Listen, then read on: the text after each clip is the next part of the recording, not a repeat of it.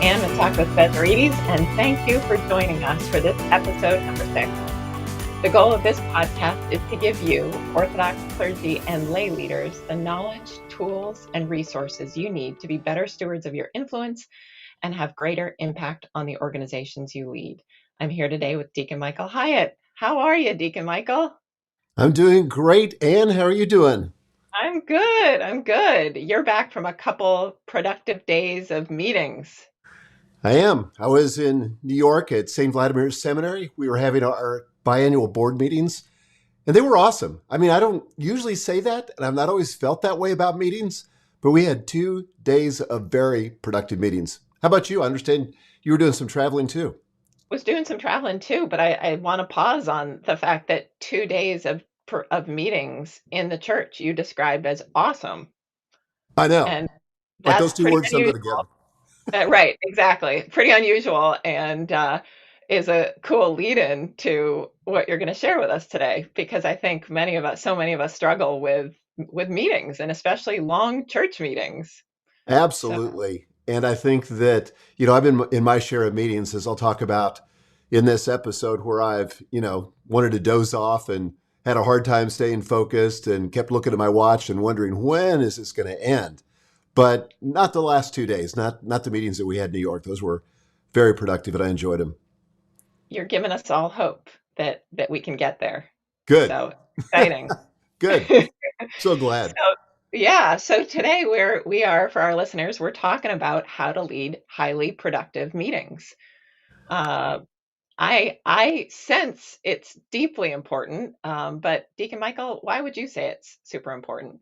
Yeah, well, I think we have to kind of start with visiting the honest planet and acting like we're really honest here in the church. But church meetings are often poorly organized, they're poorly run, and hardly anyone knows why they're there and what they're supposed to accomplish. I've certainly been in my share of those kinds of meetings. Worse, they seem to last forever. And these kind of meetings masquerade as productivity, but our time and our energy kind of tell us otherwise. And so there's got to be a better way. And thankfully, there is. And in this episode, we're going to explore 5 steps to flip everything you hate about meetings and turn them into highly productive, even enjoyable events. So kind of that's my commitment. Amazing. All right. As we begin, let me encourage all our listeners to post your comments in the comment section of YouTube or wherever you happen to be watching. Comments and questions. Deacon Michael will be answering those questions live in the second half of our show.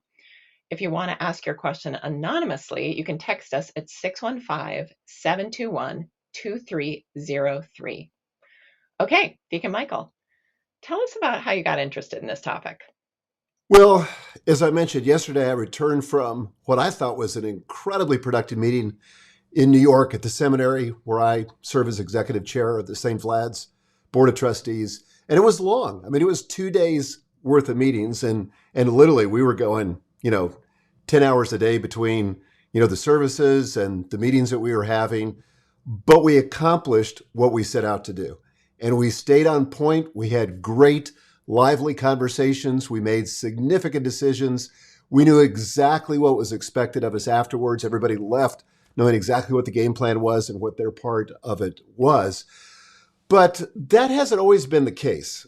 And I'm not just talking about St. Vlad's or church meetings, but throughout my career, I've sat in thousands of meetings, Anne, as I'm sure you have. Some of them were good. Many weren't. In fact, I'd say the majority of meetings that I've sat through in my past 40 years of career have been far less productive than they could have been. Some have been downright awful. And I don't think I'm alone in that experience. So about 20 years ago, I decided there's got to be a better way. We've got to engineer these meetings for a better outcome. And so, meetings shouldn't have to be something we dread, and especially in the church. This should be something we look forward to and should be a major tool that we can use for moving our churches, our local parishes, whatever organization we run, for moving those forward. So since that time, I've written an entire book on the subject. It's called No Fail Meetings. And you can find it at a link that my wife is going to provide in the chat because it's kind of long and complicated. It's not for sale on Amazon, I want to say, but you can pick up a copy at the link that Gail's going to post. I've also got an entire course called No Fail Meetings that thousands of individuals and hundreds of teams have gone through. In fact, it's even taught now at St. Vlad's Seminary. So this is something near and dear to my heart. It's just something that doesn't have to be as bad as we often make it. So cool. Thank you. Thank you. Thank you for passing this on to all of us. You're welcome. And I know you have a framework you're going to share with us now, and I'm so excited to dig into that. As I think about our listeners and where we're all at as we are trying to work on ministry, and so many people across the country, parish ministry, organizational ministry, and generally how challenging so many of our meetings can be. I was just thinking, as our listeners head into listening to you, what might make sense is to just think of one meeting that you're going into that you would love to improve. And I love that. so you've got a lot of suggestions, and I would love, myself, I'd love to retool everything all at once, right? And I know that if I thought that, I wouldn't do it. I wouldn't do any of it. Exactly. So that as we dig in, it might just think of one meeting that you want to improve and make 100 times better than it is right now. So, Deacon Michael, take us through your framework. Okay, so let me start by saying that, and just kind of to your point, the biggest improvements that we ever experience are a little bit like investing and experiencing compound interest for ourselves. It's usually not a big flashy return when we save, but over time it adds up. And that's the same thing with meetings. If we can make these small incremental changes over time, they're really going to add up, and we can transform our organizations, transform our meeting culture, make it something that we actually want to look forward to. And so what I want to share is a framework of 5 steps to kind of create these more highly productive meetings. So let me begin with the first one. So step number 1 is that you've got to decide. You've got to decide that these meetings are going to be more important, that they're going to be a bigger deal. And you got to decide, frankly, whether or not you need to have a meeting or not, because sometimes you don't. And that's the first step you got to take. Decide if you need a meeting at all. If your church is going to achieve major goals, you got to be able to plan, coordinate, and tackle them together with the people in your church, particularly the people that are in leadership in your church. Meetings have the power to focus thinking, create alignment, force decisions, and drive results. In fact, 97% of employees consider that kind of collaboration in the business world essential for doing their best work. And according to Joanne Cleaver, in an article for Business Researcher, she said that most employees consider it essential if they're going to collaborate and create alignment. So as much as we might fantasize about abolishing all meetings, and frankly, sometimes as an introvert, I do fantasize about that, we don't want to do that. Instead, we've got to learn how to lead great meetings. And I'm here to tell you that's absolutely possible. For every leader, for everybody listening to this episode, you can lead and experience better meetings, but it might take some changes. So it really begins with making some key decisions about the meeting itself. And the best way to do that is by answering 5, what I call filtering questions. So let's get to a few of those here. And I'm going to hope my graphics on my screen are going to cooperate. And it looks like they actually might. So 5 filtering questions. Number 1, and that is this: is the meeting necessary? Is the meeting necessary? Too often we just kind of default to meetings. We don't ask that question, and we got to know if it's necessary. That's the first decision that we need to make. And it's often the one that we skip, right? So it's simply to ask if this meeting is necessary. And as a rule, we're too quick to meet. When a question or problem comes up, it's so much easier to, let's defer to a meeting. Let's set up a meeting than it is to spend a few brain cycles in the moment to solve the problem. And we need to be especially wary of what I'm going to call status update meetings. And the research shows that about 45% of all meetings are exactly those kinds of meetings. 1/3 of workers consider these a complete waste of time. And I've seen leaders spend hours in meetings for updates that would have taken mere minutes in Slack or email or some other communication. Just picking up the phone would have been easier. But as the leader, it's your responsibility to determine if the meeting is actually necessary. So I want to suggest you ask yourself 3 questions to determine that. First, could I, as the leader, simply make a call about the issue at hand instead of roping in other people and belaboring the decision? And I think, honestly, a lot of leaders call meetings because they're afraid to make a decision. They have the power, they have the authority. It's not complex, doesn't require a lot of input.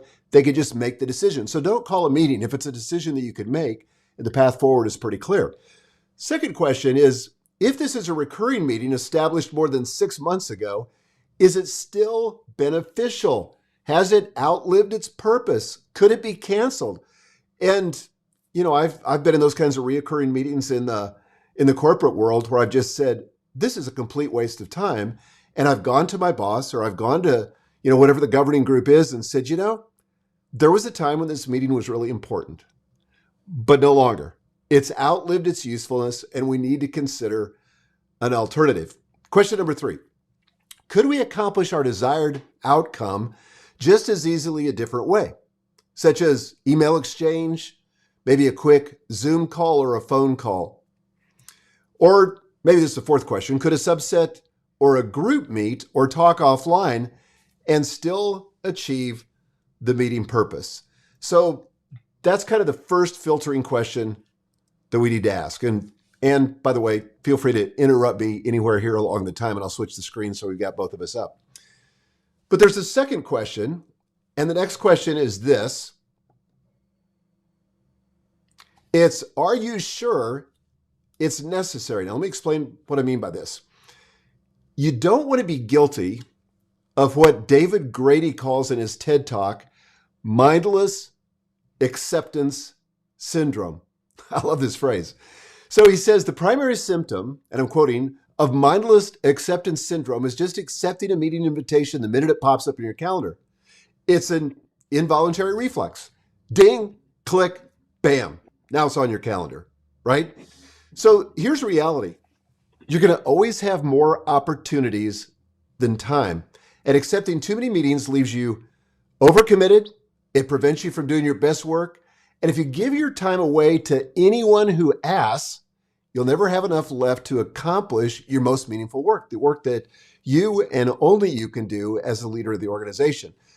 So before hitting accept on your next meeting request, ask, is this meeting important? I mean, that's a question we never ask, but it's worth asking. Is the meeting important? Is it important for me? It may be important, but it may not be necessary that you actually attend. This is where you got to, trust the people that may be running the meetings in your parish, whether it's the parish council president or somebody that's in charge of a committee, but you don't have to be at every meeting. And then, can I afford the time given my other priorities? Sometimes we just have to triage our calendar and say, look, that's an important meeting, but I don't have the time to attend to that and everything else that I and only I can do. Here's another question. Could someone take my place? Could I send a delegate? Could somebody represent me in the meeting? And then finally, is there another way this request could be handled? So that's kind of the second of our filtering questions. I'm going to keep going unless you. Yeah, I do. I want to stop you here Okay. if I can. So both on these things, give us some graceful ways of, let's say somebody's asked you for a meeting and you realize right away it's not necessary. Or that for any of these reasons, you can't afford the time, somebody else could be in your place. Give us some graceful ways of how, let's say you're, head priest at a small parish with a, overachieving parish council, and for example, and they want to meet with you. Yeah. And you realize that the meeting, for whatever reason, is not important, but you also don't want to deflate them. Right. Uh, and you want to also teach them about how to value your time. Well, I think one of the things you can do is simply encourage them that you believe that they're completely capable of running the meeting and coming to a good conclusion. So I think that over time, you've got to communicate that level of trust with your team so that they're free to have those meetings without you. And this happens all the time in my own organization, where lots of meetings, I don't know, probably a tenth of what goes on in my organization. And there's meetings happening all the time. And we've got about 75 full-time employees. But I think it's because I trust them and I'm committed to developing them. And sometimes they just have to be able to go solo and without me just kind of looking over their shoulder. I don't have a pilot's license, but I've had friends that have gotten pilot's license. And of course, when they initially start flying, they fly with an instructor who sits right next to them and who is kind of their co-pilot in case something goes awry. But eventually, they have to solo. And I think that if you're in the people development business, which all of us are as clergy or as leaders, then I think it's important that we move from doing it all to moving kind of to that role of being a coach. And certainly with regard to meetings, we can coach people and encourage them and help them prepare and do some of the things we're talking about today. I think sometimes, though, we have to be the person as the leader. If it's a meeting that we think is a waste of time, and if that's really the reason why we're going, if it's a waste of our time, maybe it's a waste, not always. Maybe it's a waste of everybody's time. And maybe we need to call it into question. Sometimes I get meeting requests from random people that are kind of one-off meetings. And I don't know if this happens. It's probably more difficult for priests to do what I'm about to suggest. But one of the things I like to do, and this is the reason I populate my calendar with actually scheduled activities or scheduled commitments with just me. And I call this, I'm going to talk about it, time in the alone zone. But here's what happens. For a busy pastor, let's say that, he's got to find time to prepare his homily, right? And so schedule that time in your calendar so that when somebody asks for that time, you can honestly say, ooh, I've got another commitment at that time. Could we find another time? And I think that a lot of us default to feeling like we got to explain, what that commitment is. Nobody needs that. Nobody cares. If you say I've got another commitment, I've literally never had anybody pry and say, well, what is your other commitment? They just don't do that. So, to say I have another commitment, and that's legitimate. You do. You have a commitment. And if it's in the case of preparing your homily, you probably got a commitment to prepare your homily and you want to do a good job. So, yeah, those are just a couple of ideas. That's great. Thank you. You're welcome. Okay, let's go to the third filtering question. Who else should be involved? Who else should be involved? Okay, let me just elaborate on this just a little bit.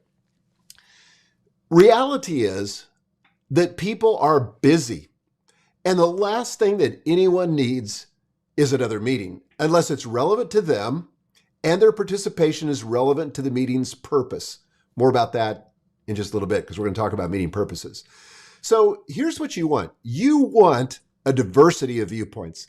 I can't overemphasize this. This is critically important to cultivate a diversity of viewpoints. Don't fall into the trap, pastors, of only inviting people who are going to support you. I like to remember the old adage that says, if two of you agree on everything, one of you is unnecessary, right? So there are other people that you might, if you're not careful, you might just sort of frame as, John's always so negative, or he always provides negative feedback. Well, here's the thing about John. John may see something that you otherwise would miss. I used to have a guy that was a web developer. His name was Andrew. And Andrew was always the negative guy in the meetings. He was the guy that always saw the glass half full. He was the guy that saw every problem that we had for every proposed solution. And honestly, he saved our bacon a number of times, but he wasn't always appreciated. I had to go to him and coach him and say, look, Andrew, I do not want to throttle what you see. I want you to be fully expressed and I want you to share what you see. But I want you to be sensitive to the timing, because the time for that is not at the beginning of a conversation when we're just kind of, blue sky thinking and all the rest. That shuts people down. But we're going to eventually get to that. We're going to eventually get to you. And we need what you see, because that will make it better. So you want a diversity of viewpoints. And you also don't want people in the meeting, and this is a big, big problem, who refuse to engage, who just sit there, breathing the oxygen and take up space. They're kind of deadwood. You don't want that. You want people that are fully committed, fully engaged, participating, and have something to contribute. But I would say this, and that usually less is more. You want as many as are necessary, but no more that are required to make good, solid decisions. Because if you have too many people involved, it's just going to bog down the meeting. It's like you're trying to get people aligned, and the more people you have, it becomes exponentially more difficult to get people aligned. Does that make sense? Makes a ton of sense. Very Yeah. helpful. Good. Okay, great. All right, let me go back to, I think, was I on question Can I, 4? well, can I follow up before you get there? Yeah, yeah. So let's say you've got a group, and within that within that group meeting, wherever it is, you have either some dead weight or some people who so people who refuse to engage, or some people who are uh, argumentative just to be argumentative without the spirit that you're able to coach around of positivity at the end. What do you do if you've got some people who are challenging in meetings that are really important? What do you do? Yeah, one of the things I've observed is that so often people in the church are so conflict avoidant that they will skate around an issue and never be direct. And I'll give you an example. So back when I was the CEO of Thomas Nelson Publishers, at that job, I had about 75 vice presidents in the company. We were a large, large company. And we were having a meeting, and I had this one guy who was over engaged. So he was, every time there was a question, every time we took a pause for questions, he was the first guy on his feet, and he would ask a question. And he would kind of suck all the air out of the room so that nobody else felt like there was time for them to participate. And it was really a negative thing. So as much as I hated it, and believe me, I am conflict avoidant by nature. I don't like to confront people.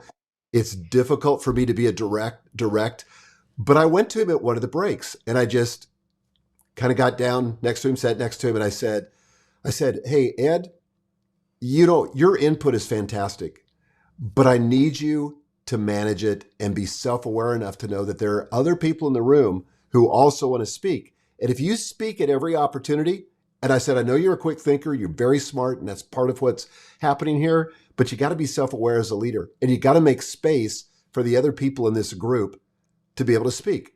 Did he resent it? No, he thanked me. He said, "Thank you so much. I had no idea I was doing that." But now all Wow. of a sudden he became aware, and then all of a sudden the problem corrected itself. So Wow. I think you've just got to speak up and be direct with people. Jesus certainly was. And that's just part of the whole process of, and I'm going to use a word that we don't often use in the Orthodox Church, but that's part of the process of discipling people, helping them to accept some level of discipline for themselves, and certainly disciplining their behavior in conformity with Christ so that they can live a life that's well-pleasing to him. And that includes being in meetings.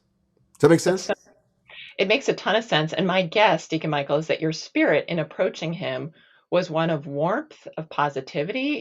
In the church context, we'd say you loved him, and that there was that feeling there, as opposed to irritation, shutting him down, Right. which you feel when you approach somebody. Yeah, and trust me, I've done that too, and it doesn't work. But somebody challenged me years ago. They said, the leader's challenge is to speak the truth in love. And we've talked about this on previous episodes, but it's easy to go to one extreme or the other. It's easy to speak the truth for some people. They're just naturally, truth speakers. And this week I was with some of my friends at the seminary from Romania. And one of my buddies called me aside and he said, it's so fascinating in American culture. He said, "I feel like you guys beat around the bush instead of just being direct." And my experience, and it's limited, but my experience of Romanian culture is that people are direct. They're not afraid to speak the truth. But the truth is not enough. It's got to be done in love. And certainly they do it in love, but I'm just saying that it's got to be in love. But if we have love without the truth, then it's just kind of this sappy, sweet thing. And people are kind of left wondering, what do they want from me? They're nice enough, but that doesn't improve anybody's behavior. So I think it really takes both. Great. Thank you. Okay. Fourth question. What type of meeting do you want? Now, most meetings fall into one of three categories. First of all, there's recurring meetings. So these are types of meetings recur on some regular schedule. They're daily, they're weekly, they're monthly, quarterly, annually.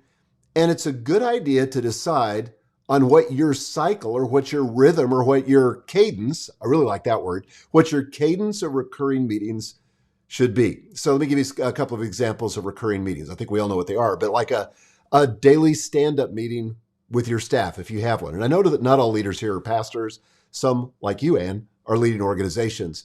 Monthly parish council meetings.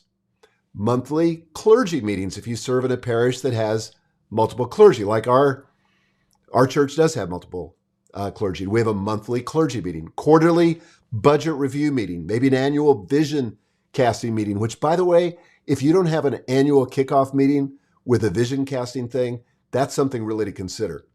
But for these meetings, the participants may be obvious, like elected parish council members or members of the clergy. For others, you want to select the members or let the chair of that meeting select them. And because these recur regularly, you should be able to create a standard agenda template. And I'm going to say some more about that in a little bit, that you use for every meeting of that type.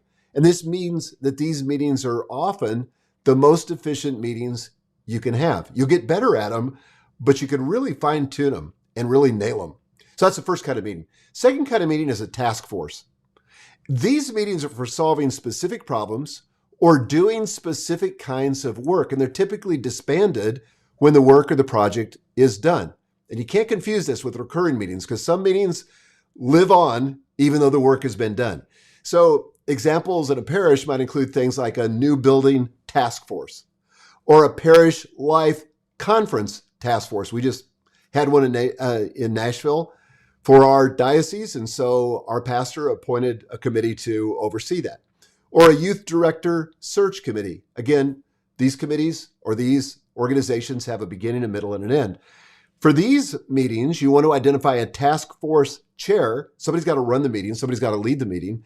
And you might even appoint the members, though I often let the chair choose his or her own members as long as they don't try to just include people that they know are going to agree with them or people that think like them. That's not diversity, and it's not helpful, and you won't get the best decisions.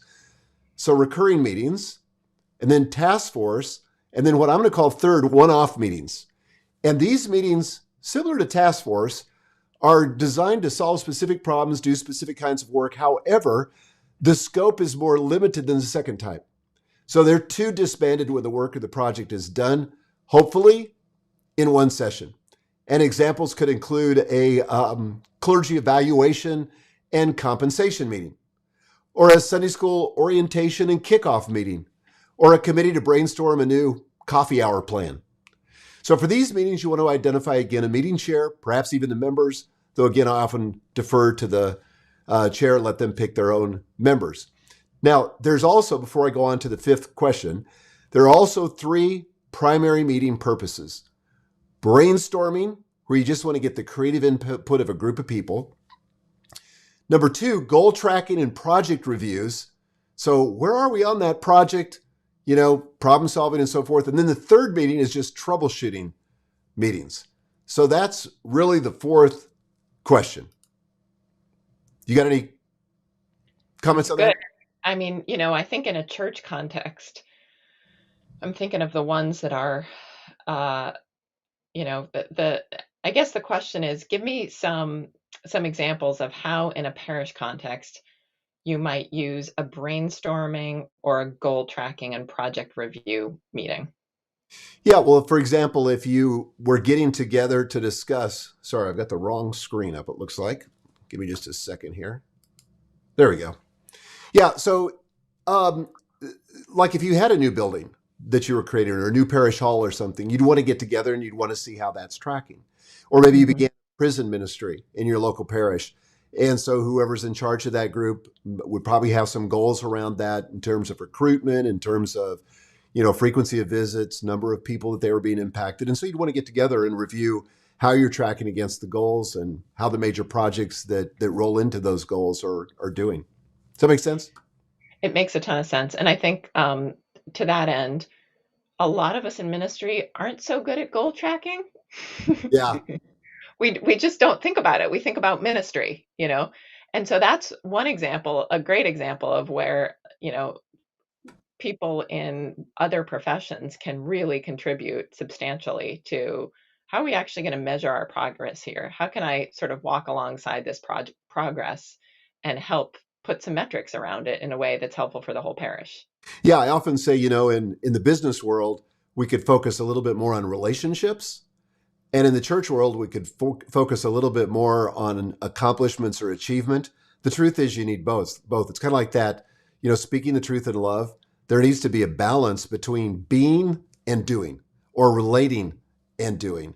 And so there are times when we just need to hold people's feet to the fire, track the project, make sure that we're making progress on the things that we're being held accountable for, or the bishop's holding us accountable for, or the parish council's holding us accountable for. And that's kind of the purpose of that type of meeting. All right, can I throw out one more question for you? Yeah, absolutely. I On love brain this. on the brainstorming. Okay, I think to myself, okay, if again, small or medium-sized parish or even big parish, okay, we're going to have a brainstorming meeting on how to redo youth ministry, my area, right? Then everybody gets together, everybody comes and is passionate about their ideas. I let them brainstorm, you know, and then, oh Lord, everybody thinks that their ideas have to happen. And Well, I've created a monster. yeah, I think it's all about setting the expectations on the front end. Right. So part of what you might say on the front end is something like, hey, and this will get to the purpose, which we're going to discuss here in a moment. But our purpose here is to brainstorm possible solutions. And then that could go a lot of different directions. Then we're going to rank them, we're going to vote, and we're going to come up with the one that we intend to implement. Or you might say, in another context, you might say, we're here to brainstorm because I need your input. I'm going to make the decision. We're not going to pursue everything. And just because you have an idea and just because you have a good idea doesn't mean we're going to pursue it, because we have more ideas than we have resources. So we're going to have to narrow the focus. But again, I think it's all about setting the expectations on the front end rather Right. than just kind of let people, go with the brainstorming like, oh, all that cool stuff we talked about is going to happen. Not Right. necessarily. Great. So helpful. Thanks. Okay. So the fifth question is, what's the right format? So this is pretty simple, but one of the things we've learned during COVID, if we've learned anything, I think, is that face-to-face meetings are desirable, but not always necessary. So I still think there's huge value in face-to-face meetings. I mean, there's nothing that can take the place of sort of the 360-degree experience that you get in a face-to-face meeting. Like in my meeting at St. Vladimir's this last week, we had some important decisions to make, and it wouldn't have been appropriate. I don't think it would have been as effective if we had done that virtually. We need to be able there to be able to have side conversations, apart from the meeting, to have the relational component. And so face-to-face is often the best way to meet. But then there's video conference, Zooming. That was a thing that was foreign to a lot of people before the pandemic. Maybe people used Skype, but Zoom just like exploded. And now we're all very adept at Zoom meetings.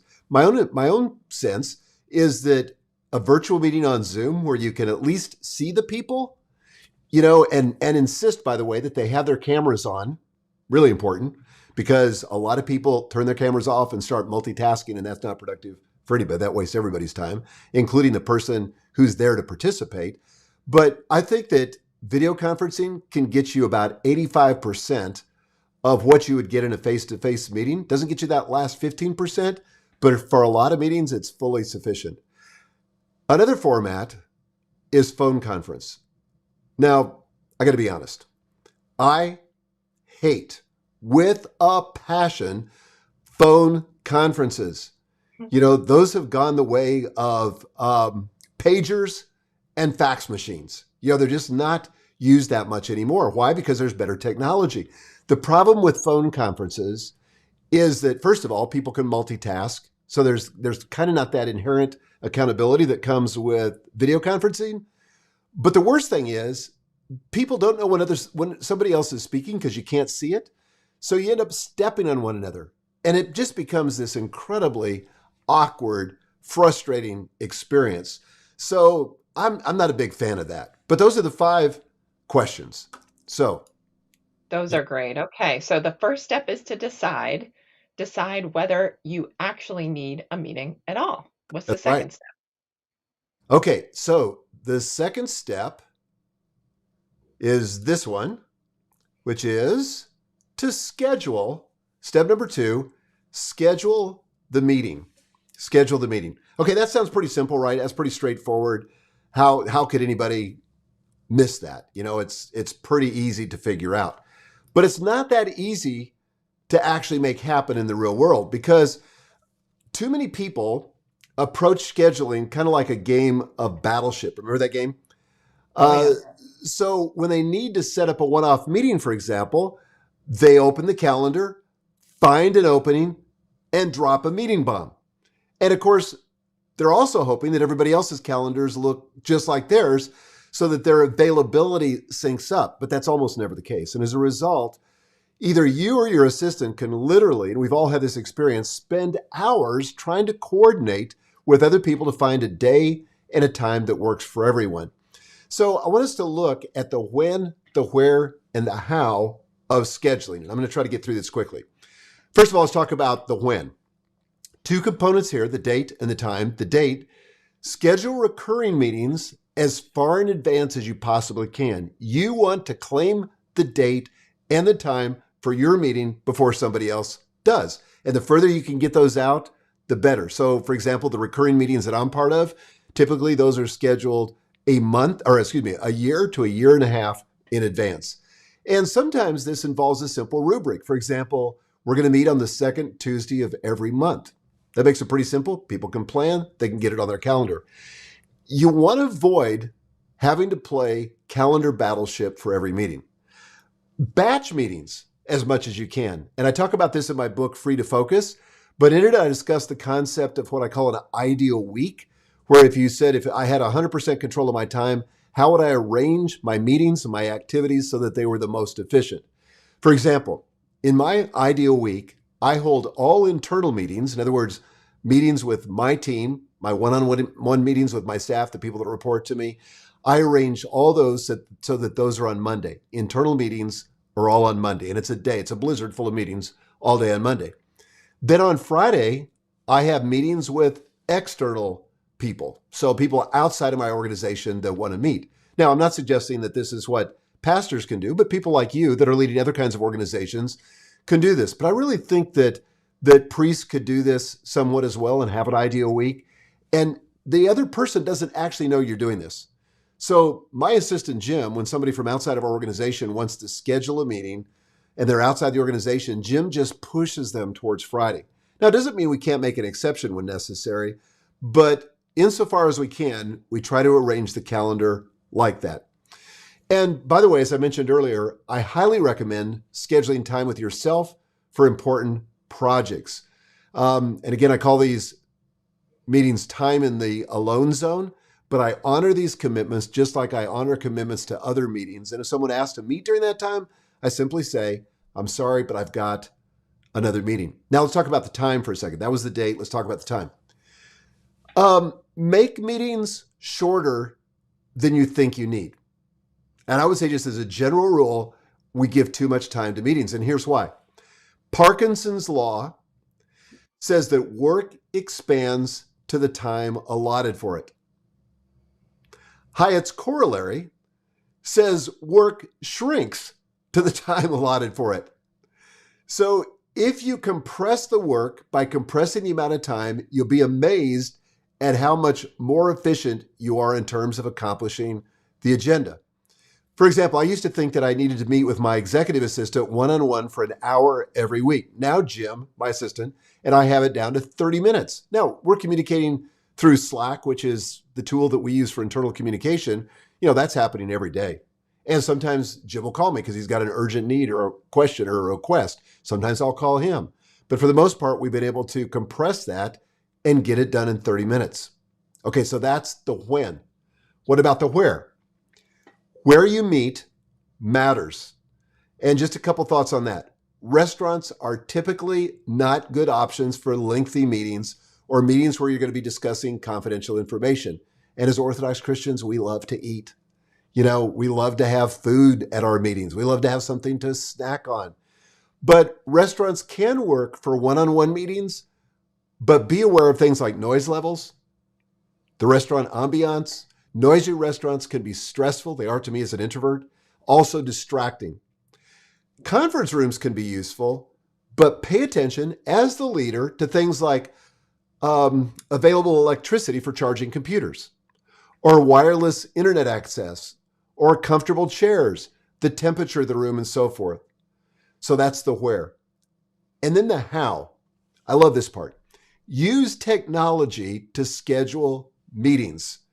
It's not efficient. It's not helpful for you as the meeting organizer to have to go back and forth, trying to find a time to meet.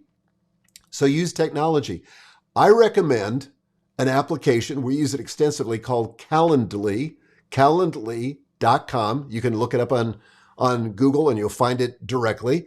But if you're a meeting organizer, here's how it works.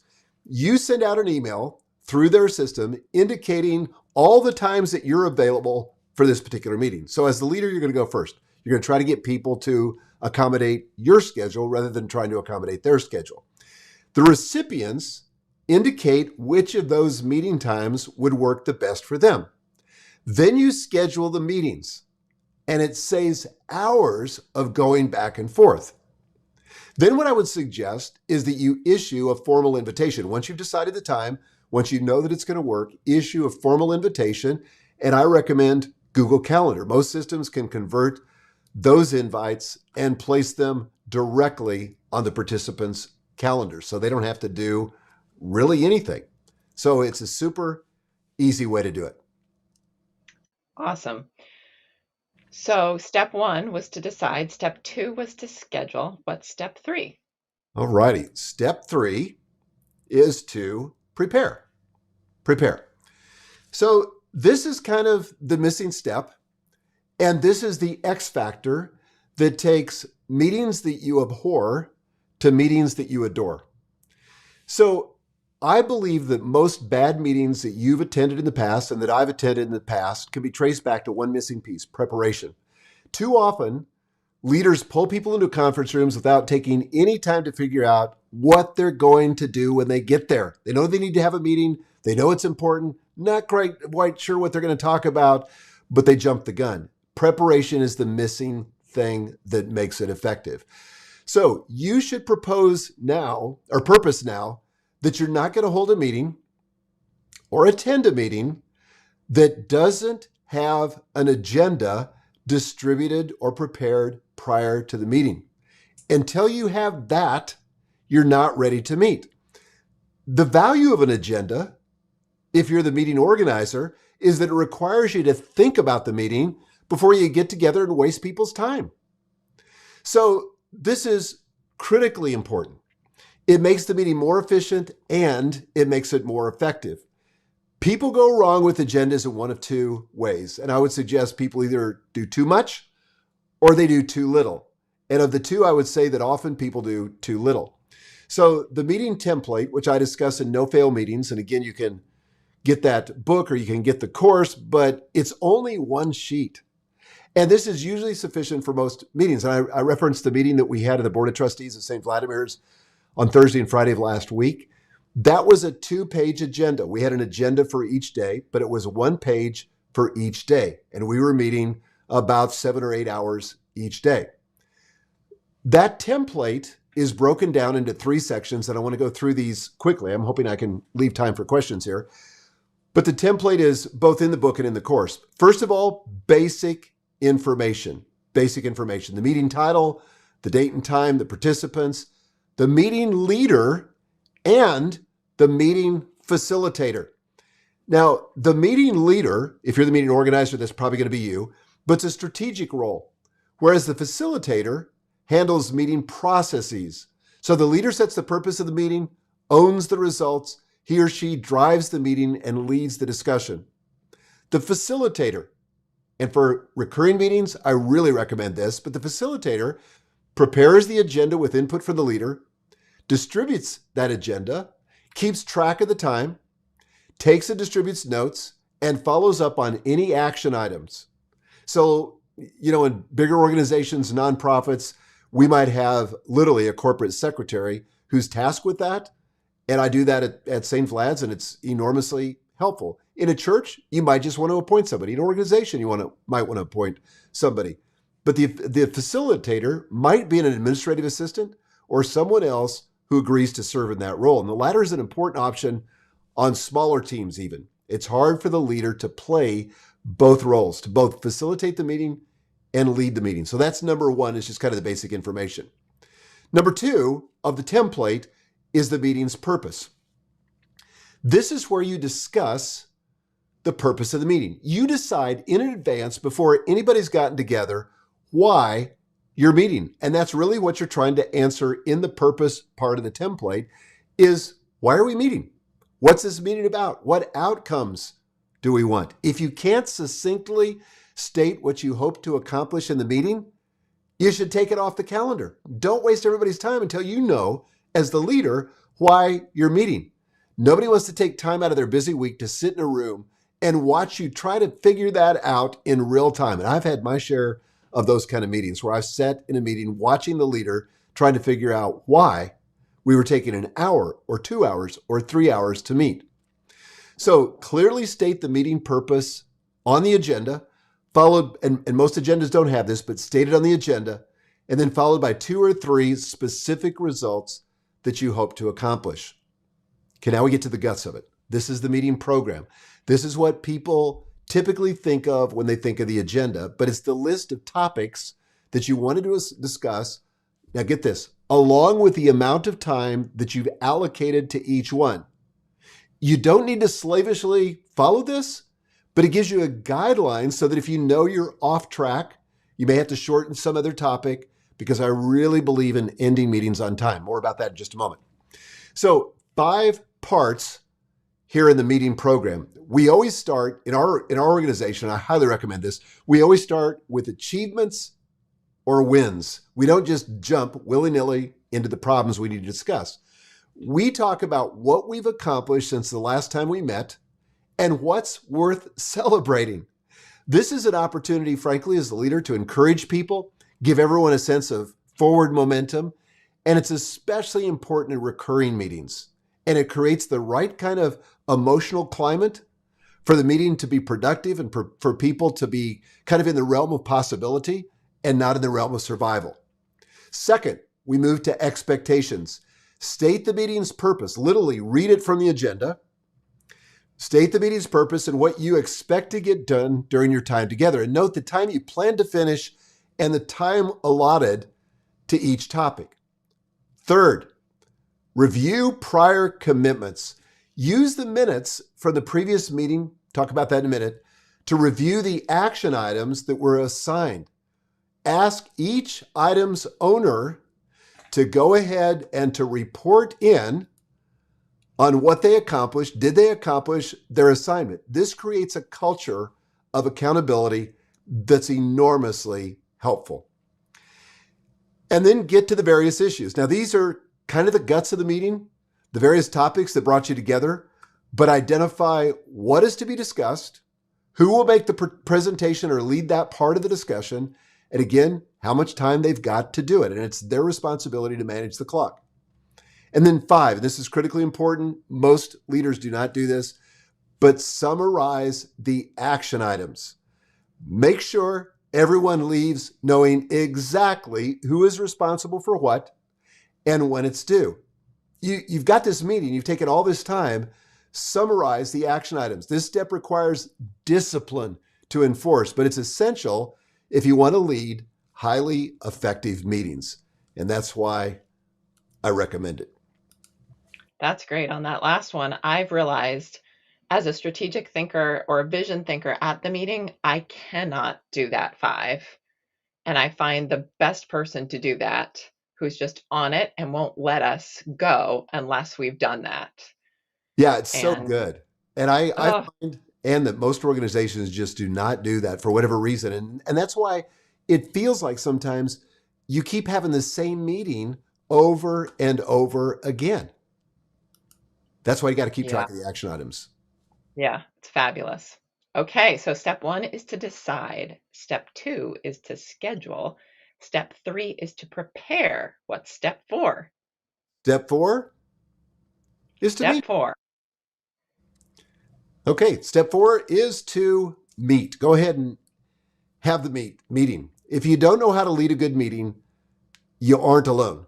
And to be honest, it's probably not your fault because according to Emily Pigeon's summary of the research, 75% of people have received no formal training on how to conduct a meeting.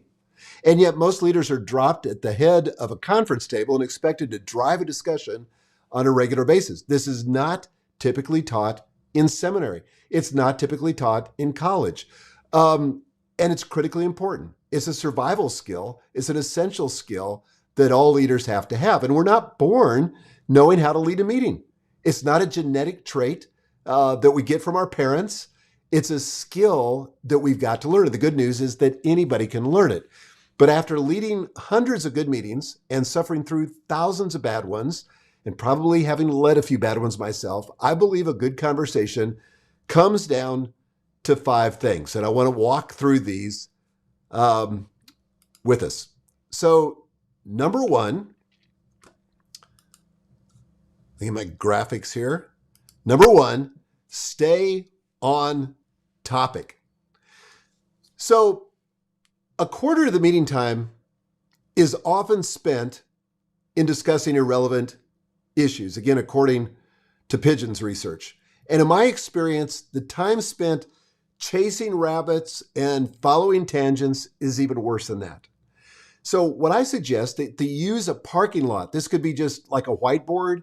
It could be, a big, piece of paper. It could be anything, but use a parking lot to park ideas that someone suggests that are important, but off topic to the subject at hand.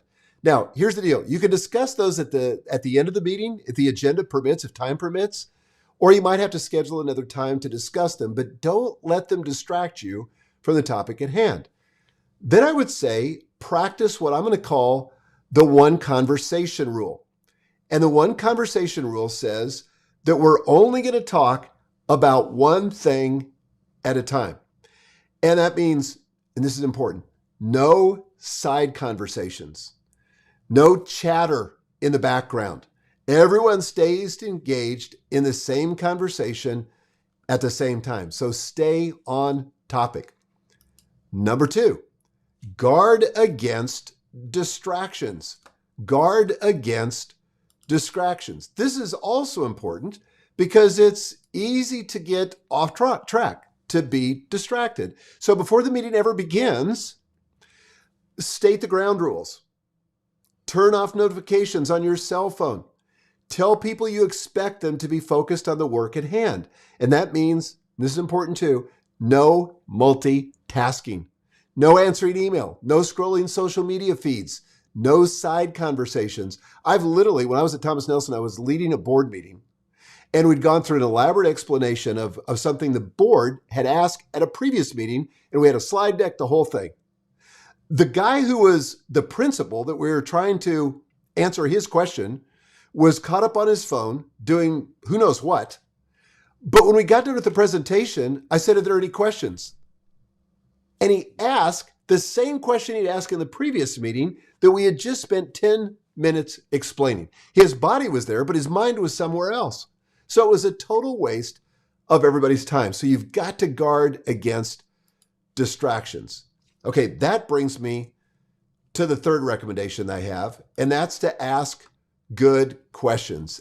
Ask good questions. This is another skill, Ann, that people need to learn to develop.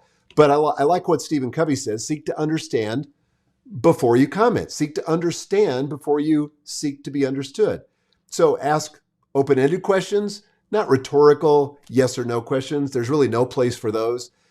Get behind the assumptions. If somebody's assuming something, you want to get behind those assumptions. Get both sides of the story. Ask follow-up questions, kind of like an onion.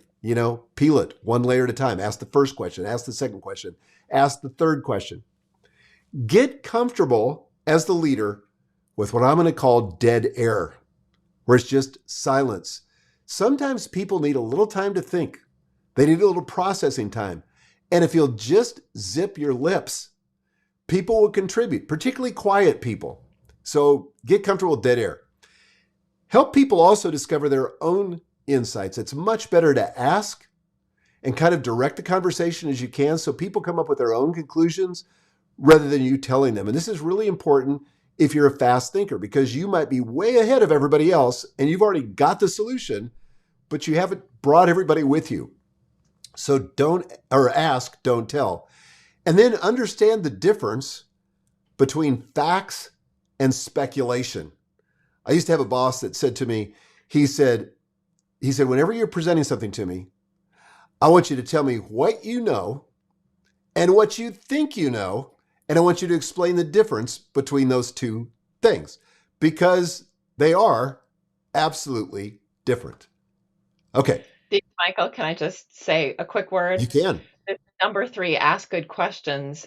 I've always said for all youth ministry, it is the key to great youth ministry is asking great questions that are so good you can't help but listen because the question's so good, Yes. And that your list under that, all of the seek to understand before you comment, open-ended questions, get behind the assumptions, both sides of the story, follow-up questions, comfortable with that whole list actually parallels great adult investment in young people. It's the exact same principle of good meetings. It's how when we're trying to engage young people, it's all of those same things. Absolutely. And I would say it's good in any conversation with anybody at any level. One of the things, I have 5 daughters, I have 9 grandkids, we have another baby on the way. But whenever we get together for Thanksgiving or whatever it is, we even in those situations practice the one conversation rule. So my family knows this from instinct now, but we just say, look, we want everybody's involvement, everybody's participation, everybody's going to get a chance. So the other thing we do, even in our family, is we'll prepare questions before Thanksgiving or before any time we get together with the family.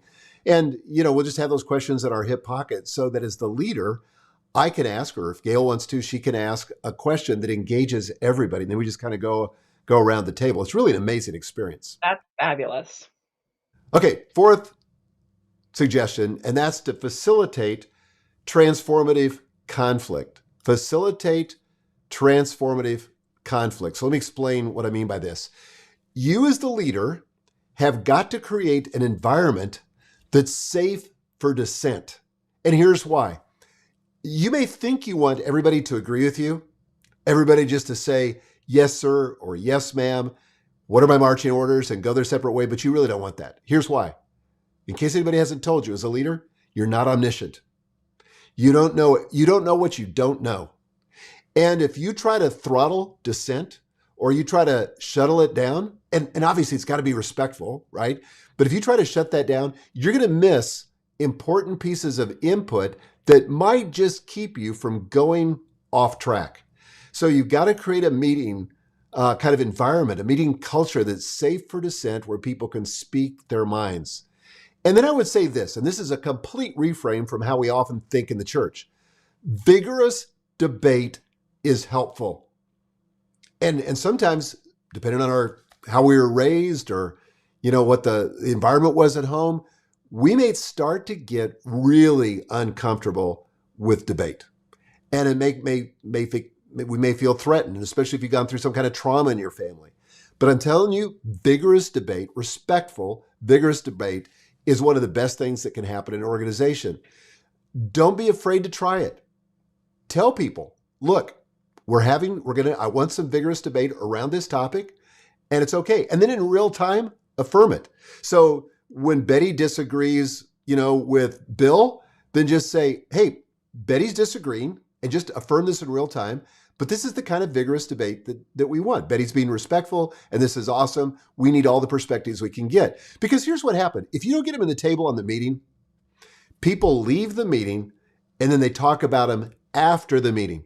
My goal is never to have a meeting after the meeting. I don't want people meeting privately or in small groups after the meeting and talking about the stuff that they couldn't express in the meeting. I want that all expressed where I can deal with it. So don't be afraid of the discomfort of that. Just don't let it become personal. Any thoughts on that one? I love it. It's so important, so hard, but it really does work magic when you can actually say to people, oh, I love that you just debated right here. I love that we have two perspectives, and just honor their perspectives. It changes the whole It dynamic does. in a really powerful way. And if people know that you're receptive to it, they won't shut down, and they will actually love it. And they'll know that they can talk to you about anything. And that you're first of all, it demonstrates humility. And I think that's so important. Start with humility. Okay, I got a fifth recommendation, then we're going to go on to the last point.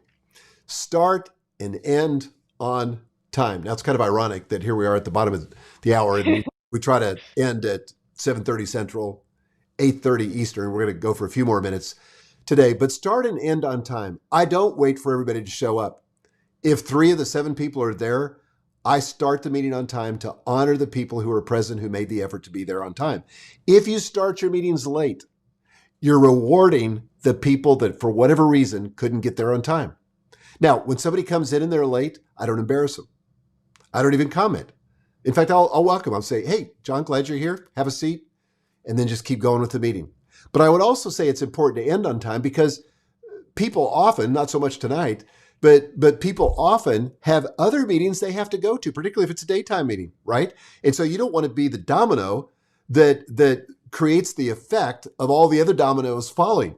So end your meetings on time. That builds trust, and then people feel like they can count on it. That's great. So step 1 is to decide. Step 2 is to schedule. Step 3 is to prepare. Step 4 is to meet. So tell us step 5. Okay, step 5 is to follow up. You got to follow up. This is where it's got to end. So a couple things I would say is that, first of all, you as the leader, evaluate the meetings you lead. And I would ask myself these 4 questions, and I call this the KISS methodology, but not KISS in the sense of keep it simple, stupid, although that's not a bad acronym either. But here's what I'd say. What do we want to keep doing that we just did in the meeting? What do we want to keep doing in subsequent meetings? Because we don't want to forget the good stuff, the stuff that's working. And that's the K. Number 2, the I, what do we want to improve? It's working, but it needs to be optimized. It can be incrementally improved, and we don't want to lose it, but we want to do it a little better next time than we did it this last time. Number 3, this is the first S, what do we want to start doing? So one of the things I thought at the St. Vlad's meeting, I thought, we need to have name tags, because we always have new board members, we have visitors, and, just as a courtesy to them, as, being gracious to them, an act of hospitality, we should have name tags so that, they're meeting all of us, that we're just meeting a couple of them, but so they can call us by name and feel confident in that. And then the 4th question, what do you want to stop doing? That absolutely doesn't work. So that's KISS. What do you want to keep doing? What do you want to improve? What do you want to start doing? What do you want to stop doing? And you really can get better if you iterate on small improvements. Then I would say, as part of the follow-up, ask for feedback. In some meetings, if they're significant enough, I wouldn't do this for every meeting, particularly on a recurring meeting, but do a survey. You can use a tool like SurveyMonkey. Sometimes people won't tell you to your face what they will tell you anonymously if you ask. So surveys are helpful. And then review the meeting notes. Make sure you transfer all the action items that have been assigned to you as the leader. You want to set a good example to your task management system. So you've got them in the system, and so that you actually follow up and do them. And then the final thing I would say as a matter of follow-up is make sure that you schedule time to follow up. You want to do that. So get it on your calendar. If there are action items that you need to do, make sure that you get those on your calendar so that you can do them. So that's the I love five steps. it. Love 'em. Okay, so we want to see if we have any listener comments or questions. But first, let me summarize what I heard you say, Deacon Michael. The path to transforming your church's meeting culture starts with 5 simple steps: decide, schedule, prepare, meet, and follow up. So, with that, let's take some questions or comments. Again, if you have a question or even a comment, just post it in the comment section below. If you want to ask your question anonymously, you can text us at 615-721-2303. We actually have an anonymous question. I love it. Bingo.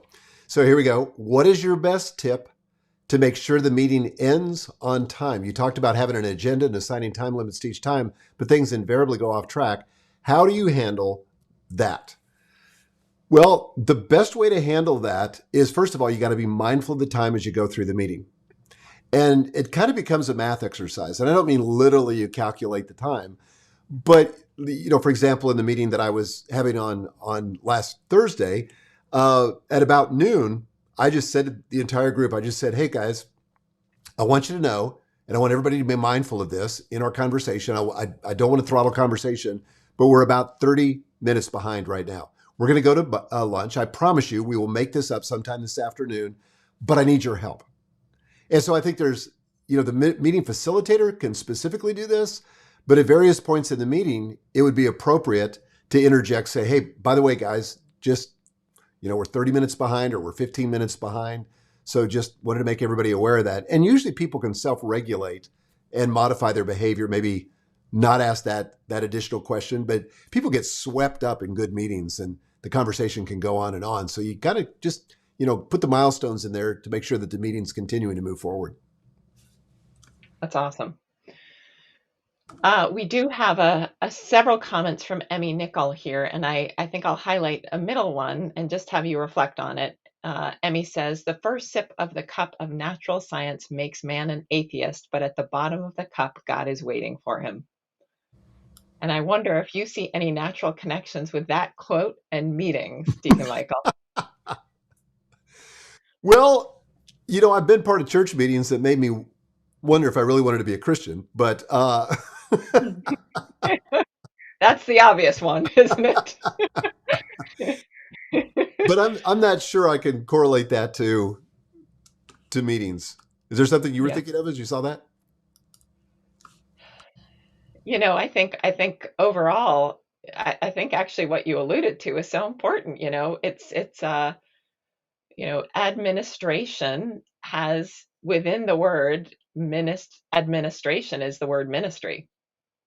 Wow. Yeah. My just head exploded a little bit. I never thought of that. Yeah. That's amazing. Yeah. Isn't that wild? And so, we often find in my office that we have to justify our attention to little details as being sort of not orthodox. And yet, the way we interface with all ministry today is through something as basic as a meeting. And if people don't experience the presence of God at church meetings, then why are we having them? And so, how do we facilitate sort of the beauty of our conciliar tradition, the beauty of discipleship, all of the things that are so important to our lives as Christians in the faith? How can we actually have that pervade the meeting itself? Yeah, I think this is where, a visit back to church history or even back to the Bible, we'll find that significant decisions happened in meetings. We've got, for example, the first council ever convened in the church was in Acts chapter 15. And it was convened to settle a problem, to make some important decisions. And we have a history as Orthodox Christians of these sacred meetings that happen. We have all kinds of meetings. We have, we're joking about, we even have a great feast, that's called the meeting of our Lord, different kind of meeting, but nonetheless a meeting. So I think, our history is rich with the tradition of meetings. And the best meetings are conciliar. The best meetings do have an agenda. The best meetings, somebody facilitates and really brings out the best. And we're better when we do the faith and do our work together. It may be more efficient to just go it alone and do it yourself. And in America, we have this tradition of the rugged individualist, but not in the church so much. It works much better if we collaborate with one another. I love that. I also, again, to sort of say what I said right at the beginning, one of my John Chrysostom, St. John Chrysostom is my favorite, and he just says to his hearers over and over and again, go slowly, slowly to learn little by little. Progress is slow. Progression in learning is important. Mm. Um, you've offered us such a rich feast of things to think about for our meetings. Um, and just want to encourage listeners to even a tiny, tiny little baby step for the life of the people you serve would be amazing. So that's all the time we have for this episode. We so appreciate you joining us tonight. Deacon Michael, thank you. Thank you. Thank you. You will be on vacation next week. I'll be on vacation the week after that. So we've scheduled our next episode on Sunday night, November 28th. In that episode, we plan to discuss how to fix 5 common communication problems.